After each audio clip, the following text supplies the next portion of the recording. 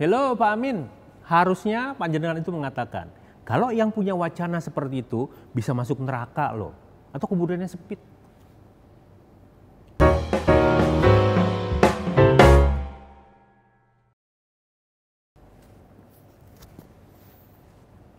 Halo sobat, jumpa lagi di program The Editors Media Indonesia. Pendiri Partai Umat yang juga mantan Ketua Majelis Permusyawaratan Rakyat Republik Indonesia, Amin Rais, kembali membuat kegaduhan.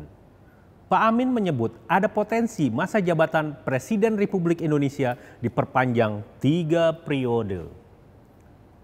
Amin sukses membuat banyak kepala menoleh kembali ke dirinya. Yang pertama, Selasa 9 Maret 2021, bersama dengan kawan-kawannya, Amin bertemu Presiden Jokowi di Istana Negara untuk membicarakan tewasnya 6 anggota Front Pembela Islam dalam insiden di kilometer 50 tol Jakarta Cikampek. Kali kedua, Senin 15 Maret 2021, kegaduhan kembali muncul ketika mantan Ketua MPR ini menuding ada wacana amandemen Undang-Undang Dasar 1945. Di amandemen itu, salah satu poinnya adalah hendak mengembalikan pemilihan presiden oleh MPR. Selain itu, ini yang lebih menarik, ada usulan masa jabatan presiden menjadi 3 periode. Mereka akan mengambil langkah. Langkah pertama, meminta sidang istimewa MPR yang mungkin 1 atau 2 pasal yang katanya perlu diperbaiki. Dan itu saya nggak tahu mana yang akan diperbaiki. Tapi kemudian nanti akan ditawarkan pasal baru yang kemudian memberikan hak bahwa presiden itu bisa dipilih 3 kali. Begitu kata Amin Rais.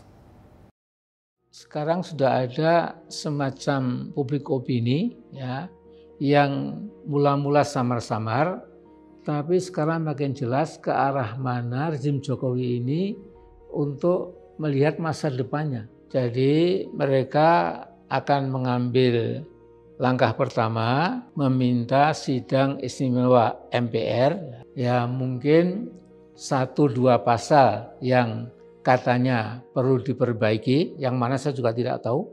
Tapi kemudian nanti akan ditawarkan pasal baru yang kemudian memberikan hak bahwa presiden itu bisa dipilih 3 kali. Halo Pak Amin, harusnya panjenengan itu mengatakan, kalau yang punya wacana seperti itu bisa masuk neraka loh, atau kuburannya sempit. Karena mereka sudah membunuh amanat rakyat. Seperti yang Anda katakan kepada Presiden Jokowi itu waktu di istana kemarin. Kayak gitu loh ngomongnya. Itu baru top. Sungguh luar biasa wacana yang dilontarkan tersebut. Masyarakat pun dipaksa untuk memandang ke arah Presiden Jokowi yang sekarang memasuki periode kedua masa jabatannya. Dalam konteks ini, Presiden pun kemudian tegas bereaksi. Beliau dengan tegas menyebutkan, lebih baik tidak usah ada amandemen kalau begini caranya. Padahal kalau kita mengulik lebih dalam lagi, bukan kali ini saja Presiden menolak wacana ngawur tersebut. Pada 2 Desember 2019 yang lalu, Presiden Jokowi sudah menegaskan penolakannya. Jadi sekali lagi, sudah jauh-jauh hari beliau sudah menolak wacana-wacana kayak gitu. Jadi nggak usah diulang sebetulnya. Menurutnya, kalau ada yang mengusulkan masa jabatan presiden 3 periode, itu ada 3 kemungkinan. Kemungkinan pertama, ingin menampar muka saya. Itu kata presiden. Yang kedua, ingin cari muka. Dan yang ketiga, ingin menjerumuskan. Saya tegaskan, saya tidak ada niat dan saya juga tidak berminat untuk menjadi presiden 3 periode. Konstitusi cuma mengamanatkan 2 periode saja masa jabatan presiden. Itu yang harus kita jaga bersama-sama. Begitu tutur mantan Gubernur DKI Jakarta ini. Jadi, kalau kita melihat penegasan presiden, sebetulnya pada poin mana sih Amin masuk kategori yang dikatakan oleh Pak Jokowi ini? Apakah Amin ingin menampar, cari muka, atau ingin menjerumuskan? Tapi kalau saya sih menilai, apa yang diungkapkan oleh Pak Amin ini lebih kepada menjerumuskan. Lah kalau ingin menampar, kan dari kemarin, ngapain susah-susah kemarin-kemarin itu Pak Jokowi menerima rombongan mereka ke Istana Negara dengan segala penghormatan sebagai Sohibul Bait. Jadi menghargai tamu, memuliakan para tamunya, dan itu sudah masuk syariat Islam loh. Apa iya sih waktu kemarin ketemu itu ada bisik-bisik? Bisik-bisik yang mengatakan adanya wacana 3 periode itu dimunculkan. Ya kira-kira tes pasar lah, kira-kira begitu ya. Ya bisa diterima bisa enggak sih. Tapi saya nggak percaya sebetulnya kalau misalnya ada yang berpikiran juga nyeleneh kayak gitu. Lawang mereka ketemunya cuma 15 menit. Juga nggak mungkin lah ngomong macem-macem. Nggak mungkin juga bisik-bisik. Kan di sana bukan cuma mereka berdua. Banyak loh yang hadir di sana. Jadi kalau terus ingin mencari muka, lagi pula masa iya sih Pak Amin sanggup melakukan itu? Lah kan dia selalu melihat. Apa yang dilakukan oleh Pak Jokowi itu lebih banyak salah ketimbang benarnya. Coba aja kita cek di berbagai macam pemberitaan. Nah, kalau menjerumuskan kayaknya lebih pas deh. Sebab kalau Jokowi menyebut baik tudingan Pak Amin itu sama artinya ia menggali kuburannya sendiri. Malah kegaduhan ini makin lama makin membesar, bahkan menjadi sebuah bola salju yang makin tidak terkendali. Sebetulnya sih ya, kalau mau 3 periode, 4 periode, atau bahkan 5 periode juga nggak ada yang salah kok. Itu sih sah-sah saja, namanya wacana. Ada kok negara-negara yang masa jabatan presidennya bisa dilakukan sampai sesuka hati. Nah, kalau di Indonesia, itu juga pernah terjadi. Presiden Soekarno pernah ditetapkan oleh Majelis Permusyawaratan Sementara atau MPRS sebagai presiden seumur hidup. Terwujudkah? Walaupun pada praktiknya tidak demikian. Bung Karno ditetapkan menjadi presiden seumur hidup pada 1963. Tapi pada 1966 gelar tersebut dicopot.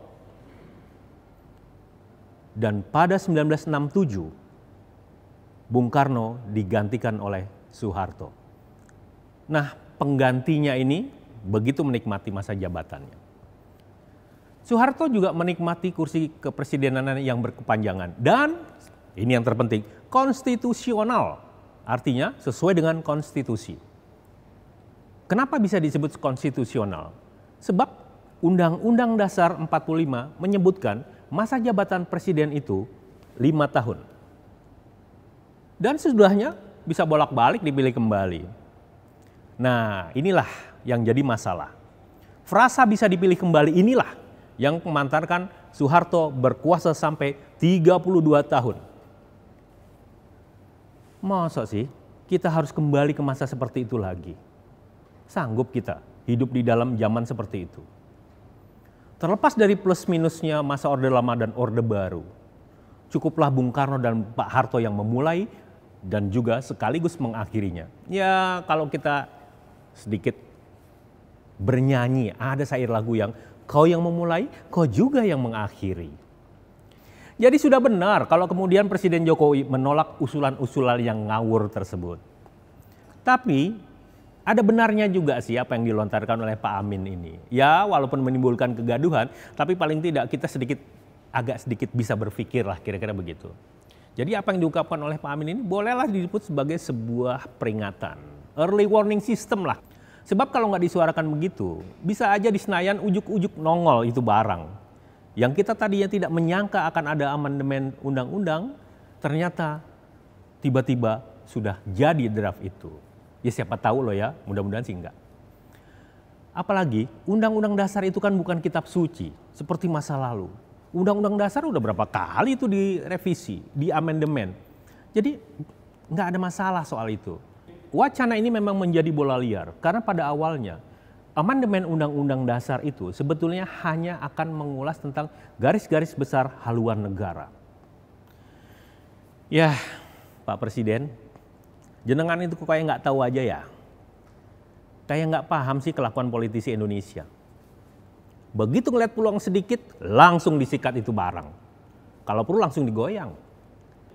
Lewat ungkapan Pak Amin itu, siapa sih sebetulnya yang mau diuntungin? Atau siapa yang akan menuai keuntungan dari wacana tersebut? Apa iya sih Pak Amin mau mendaftar kembali menjadi calon presiden sebagai suksesor Jokowi di 2024? Saya kok nggak yakin ya. Atau apakah ini ingin memberikan jalan memberikan ruang, memberikan tempat kepada para mantan untuk tampil kembali menjadi suksesor Jokowi. Para mantan banyak lah. Soalnya bukan cuma Jokowi yang pernah menjabat sebagai presiden 2 periode. Jangan lupa, Pak SBY jadi presiden itu pada periode 2004 sampai 2009. Kemudian pada 2009 sampai 2014.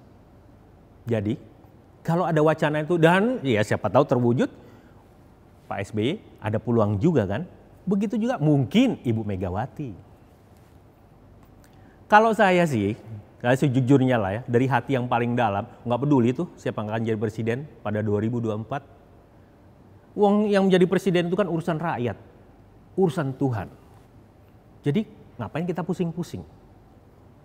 Tapi sekali lagi, ini yang harus jadi catatan kita bersama.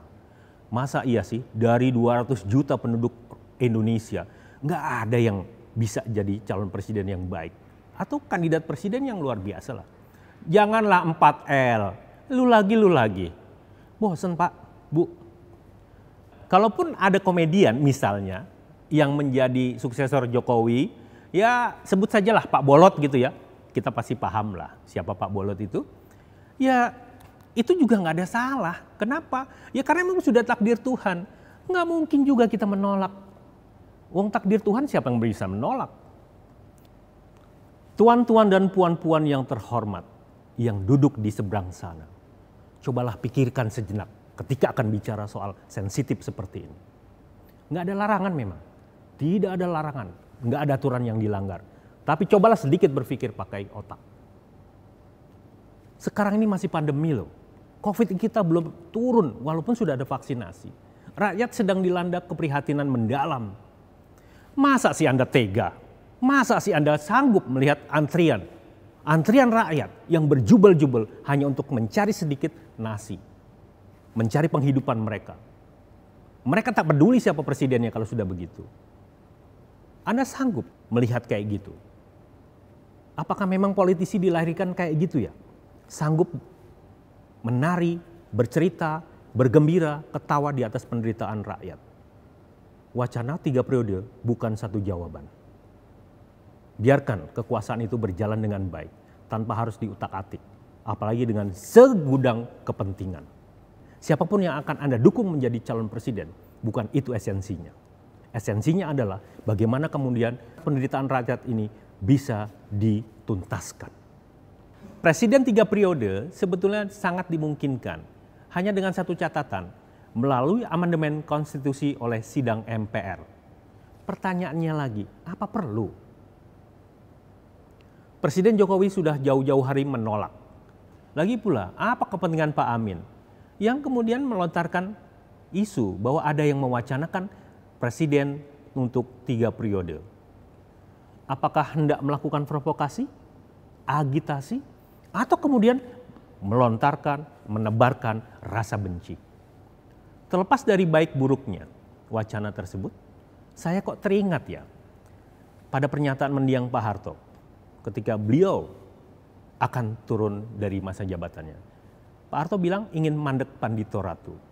Jadi dengan bahasa bebasnya, ketika sudah tak lagi berkuasa, ia duduk manis tenang sebagai seorang begawan, sebagai seorang negarawan. Sanggupkah Anda semua bersikap seperti itu? Ketika sudah tidak berkuasa, ya jadilah negarawan. Karena negarawan itu bukanlah pengangguran yang suka mencari-cari kelemahan lawan. Banyak kok contoh-contoh negarawan seperti itu di dunia ini. Kalau mereka bisa, kenapa Anda enggak?